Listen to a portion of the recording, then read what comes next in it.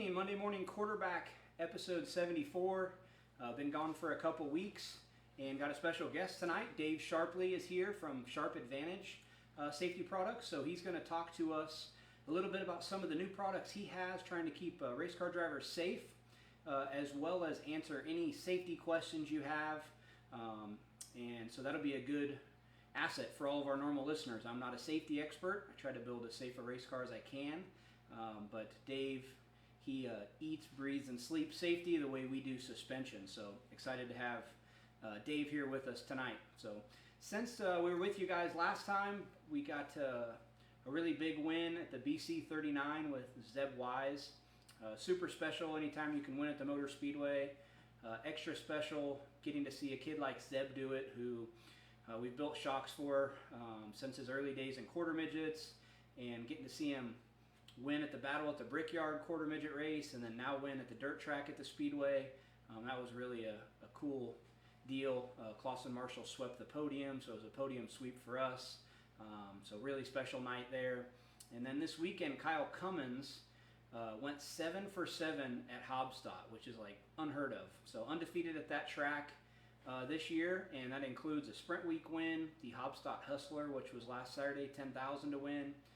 Tyler Courtney ran a close second to him, so we were 1-2 there, and really good weekend for our USAC guys. So as we transition here, keep in mind we'll answer any questions you have, whether it's suspension related, chassis related, pit logic. We'll answer any of that stuff, but first we're going to run through some things Dave's working on and answer any safety questions you have. So, Dave, why don't you tell us a little bit about yourself, how Sharp Advantage came to be, and then we'll have you show some products. Okay, good.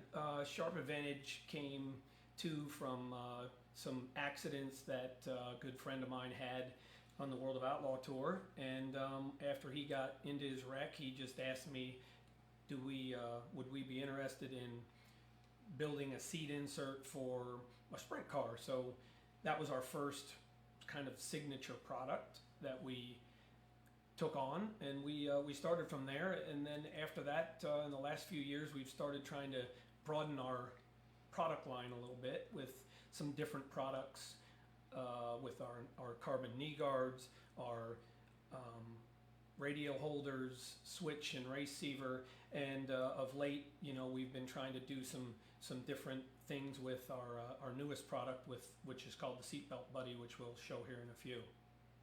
Yeah, so I met Dave when I first moved here to Indiana. I was living with at Randy Hannigan's place, and he was pouring a seat for Randy back 2004, I think it was. And then I worked with Dave for a little bit at Andretti's IndyCar team while I was there. Dave's still there at Andretti's, and does the seat stuff on the side. So, gosh, you have probably, 3/4 of the World of Outlaw guys? I do. I only have I have everybody minus four of the World of Outlaw guys, and obviously multiple customers around the country and around the world, actually. Bunch of USAC guys. I'm starting to grow a lot more as time goes on here, now that everybody's starting to learn that seat safety and seat belts and mounting seats and stuff is very important. People are getting a little bit more aware of it, so we're trying to keep spreading the good word, should we say, of that kind of stuff. Yeah, and I know when we first got into quarter midgets, I was astounded that these kids were sitting on just a little piece of nylon, and one of the first house cars we built, Dave poured a seat for it, and now we're seeing a lot more of the quarter midget guys run the seats. It just keeps the kid where he needs to be, where it really minimizes on fatigue. You can position the kid in the car how you want for your weight bias and all that, and know that he's not going to move throughout the race, and it helps hold him up in the car. I mean, these little guys get so tired. I couldn't imagine Hudson trying to drive a quarter midget holding himself up. So why don't you show us your newest product, the Seatbelt Buddy, which is really, Dave's kind of pioneering a segment of the market here. Nobody's ever done this, but it's a really clean, handy tool that's going to help keep drivers safe, and Dave can show it and explain why he did what he did with that. All right, so the seatbelt buddy, let me see where we're at. Okay, the seatbelt buddy here is 2 clamps.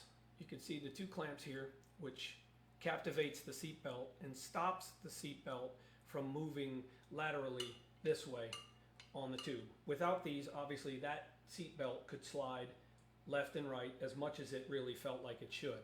So we came up with this idea to have 2 clamps that captivate the seatbelt from moving laterally, and then also the seatbelt buddy has this little bar, which is right here, which will stop the 3-bar clamp, which is this piece, from ever being able to turn basically upside down like that. When the driver's in the car like this and the seat belts are hooked to the driver, once he gets out and the seat belts go limp, a lot of times this little 3-bar clamp could rotate around the tube and go down and go over center, and then the driver would never be able to realize that that seat belt is caught under the bar. So this little bar here, when the driver's in the car, this is hooked up to him, and then once he gets out and he relaxes the belts, that little 3-bar clamp cannot ever turn over because the little tube is holding it in place. That's the general idea of our product. Captivate the seat belts from moving laterally is the biggest thing. Secondly, to stop this 3-bar clamp from ever getting under there, because if that gets under, when the seat belts, the driver hooks himself back up, if it gets caught under, over center, under the bottom, it will never come back over until the car starts to vibrate, and then it pops up. Now the driver's loose in the race car.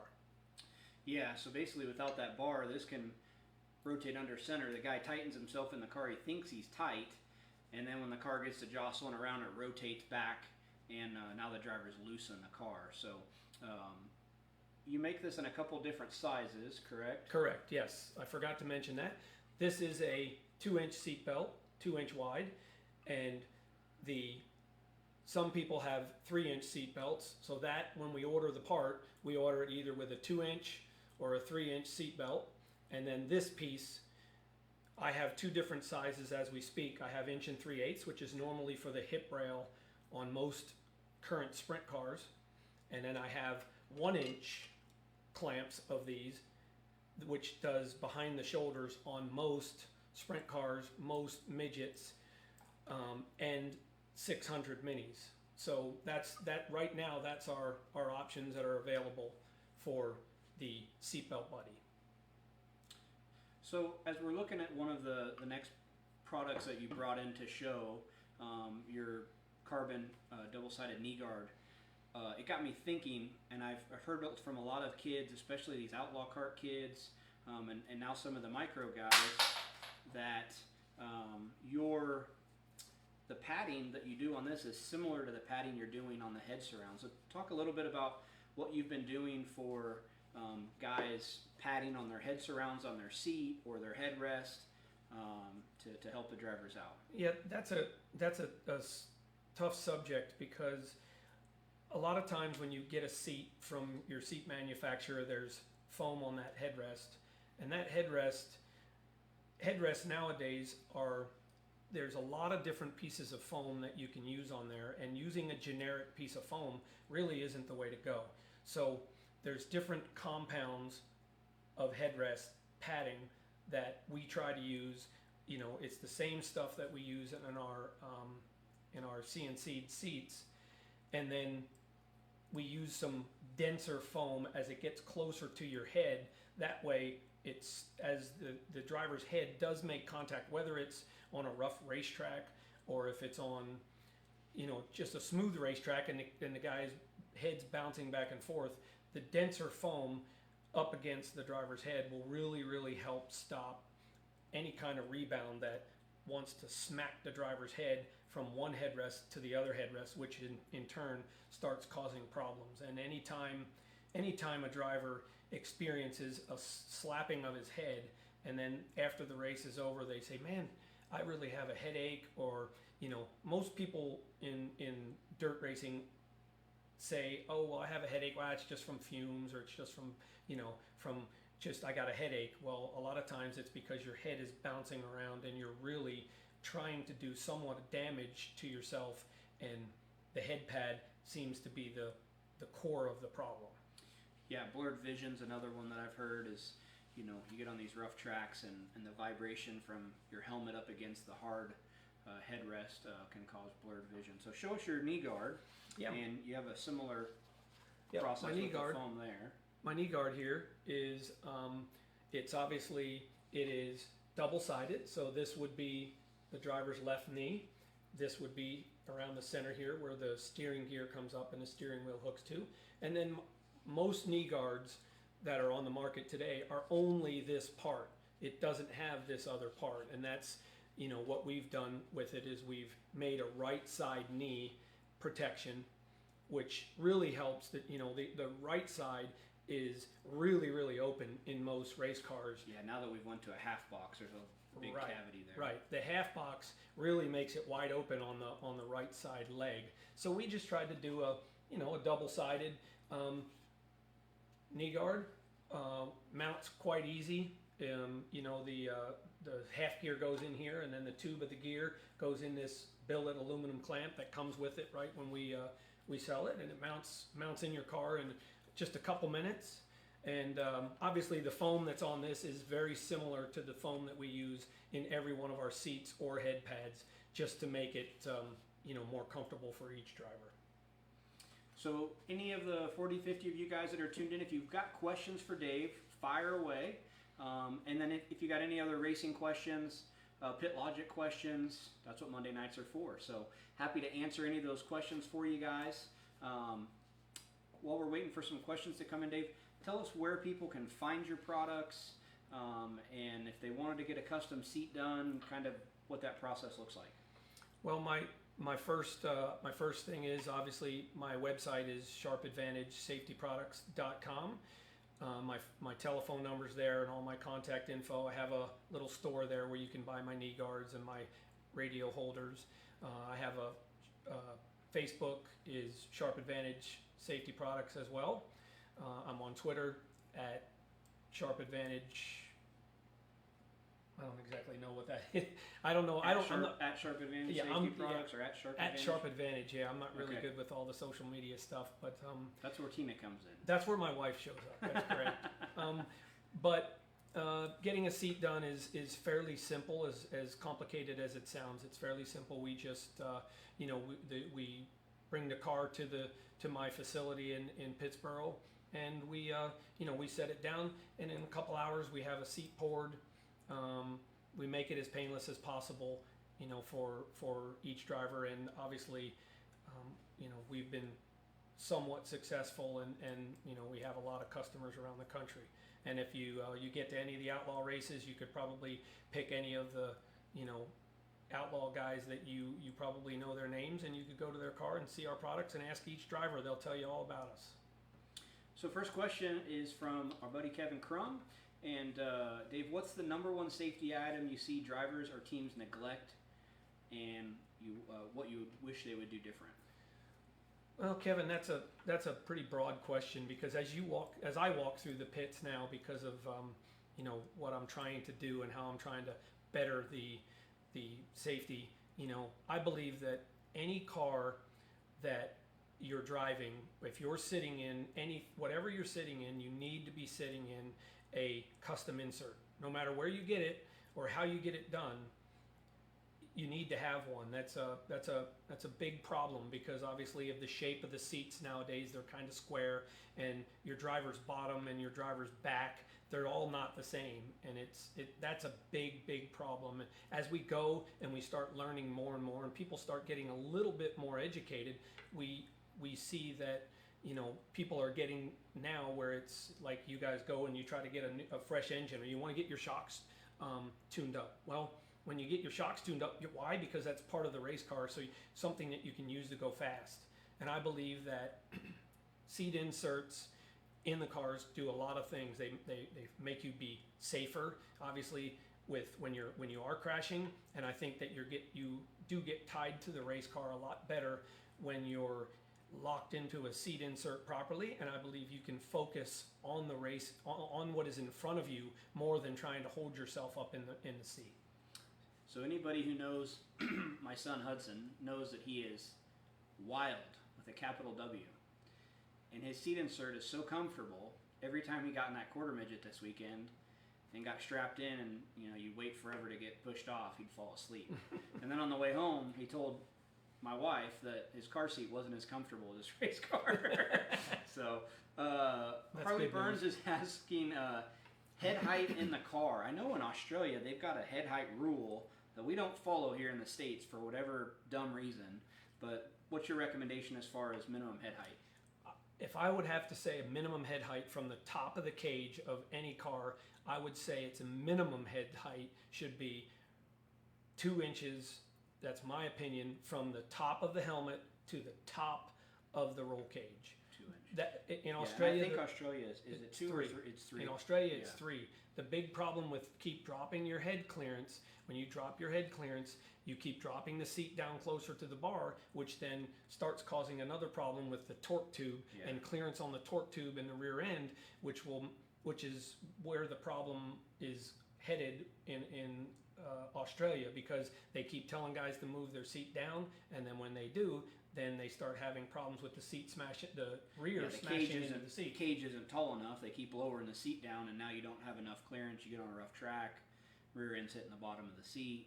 Right. Ultimately, I think that the cages would need to be taller. If I had to say one thing I could fix, I would have the cages be taller so we could have a little bit more head height and a little bit more clearance between the seat and the torque tube.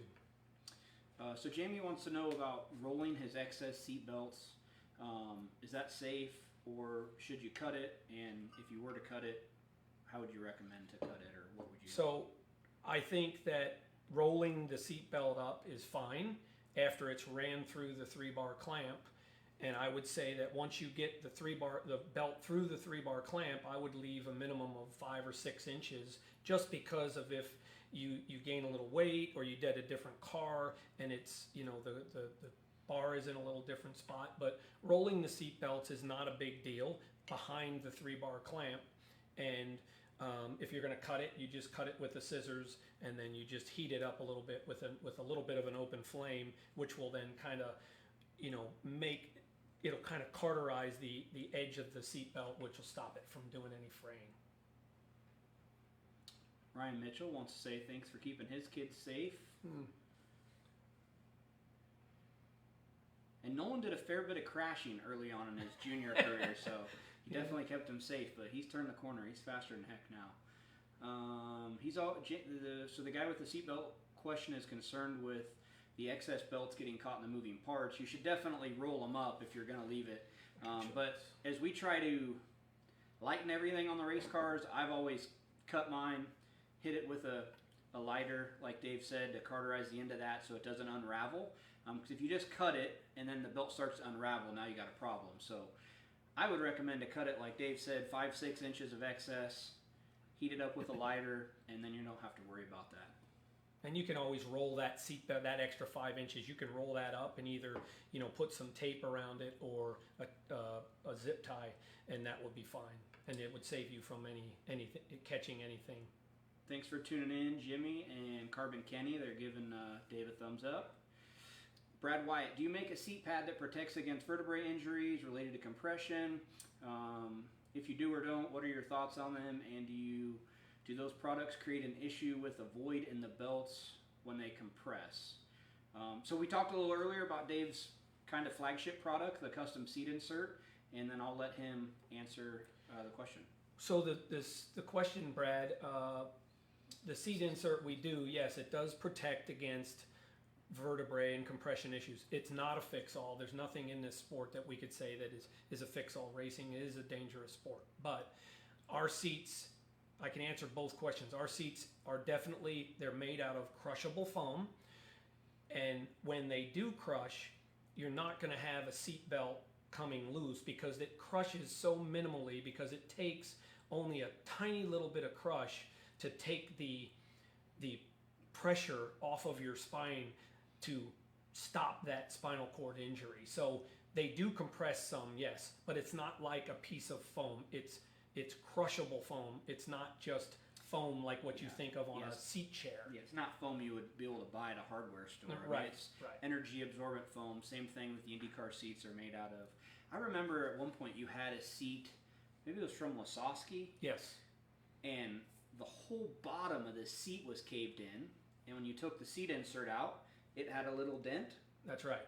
But from looking down into the seat still looked perfect, right? Yes. It didn't get all the way to the driver. It just had a little crush. And that was a long time ago. That was a long time ago, and I firmly believe that, you know, if he was sitting in a regular seat just strapped to it with a piece of, you know, foam in it, the outcome would have been a little different. Lasowski walked away from that crash, got a backup car down, and then went quick time a little bit later, and that was at Manzanita. So it was years ago, because obviously that place has been closed for a while. Amy Smith says Lincoln likes his seat, and then Dad Heath. Lincoln says sitting in his Sharp Advantage seat is like riding on marshmallows. That kid, he's something. Opinions on the new safety bars. You're not a chassis construction guy, but if you want to chime in. Safety bars across the head? I think he's referring to the safety bars they put in after Hodnett's deal that the Outlaws mandated. On I think the sides here? the sides, Yeah. I believe that's what you're referring to, Harley.